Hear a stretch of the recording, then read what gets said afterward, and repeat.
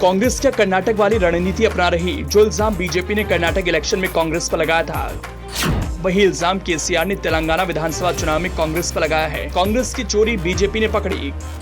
कर्नाटक में बरामद कैश का क्या कांग्रेस कनेक्शन है?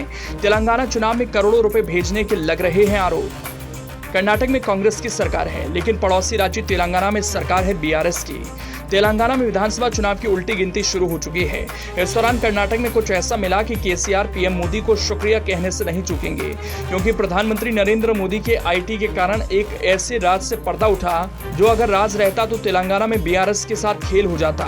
अब राज भर से पर्दा उठा तो भारत राष्ट्र समिति के कार्यकारी अध्यक्ष केटी रामाराव ने कांग्रेस पर तेलंगाना विधानसभा चुनाव में वोट खरीदने के लिए करोड़ों रुपए खर्च करने के आरोप लगाए। दरअसल 11 को ही कर्नाटक में एक आईटी रेड में करीब 42 करोड़ रुपए बरामद होने की घटना सामने आई। उसी के बाद केटीआर ने यह आरोप लगा दिया। केटीआर ने एक्स पर अपने एक पोस्ट में कर्नाटक में आयकर विभाग की कार्रवाई वाली एक न्यूज रिपोर्ट को टैग करते हुए लिखा, बौद्धिक रूप से दिवालिया हो चुकी कांग्रेस और उसका नेतृत्व वोट खरीदने के लिए तेलंगाना में कर्नाटक से सैकड़ों करोड़ रुपए खर्च कर रहा है। उन्होंने कांग्रेस नेता पर कैमरे पर नोट के लिए वोट लेते पकड़े जाने का आरोप लगाते हुए कहा कि अब वो अपराधी ठगों का सरदार बना हुआ है। उन्होंने कहा कि इससे पहले भी संभावना थी, इसीलिए तेलंगाना में घोटालेबाजों को ना कहें।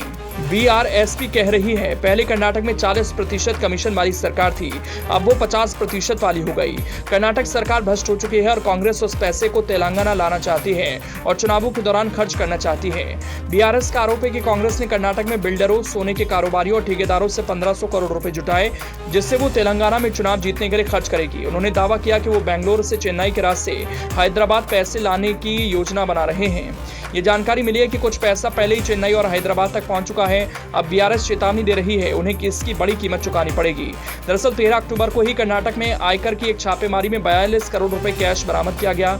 ये छापेमारी उस कॉन्ट्रैक्टर अंबिकापति के यहां हुई जिसने कर्नाटक की पूर्ववर्ती बीजेपी की सरकार पर 40% कमीशन लेने के आरोप लगाए थे।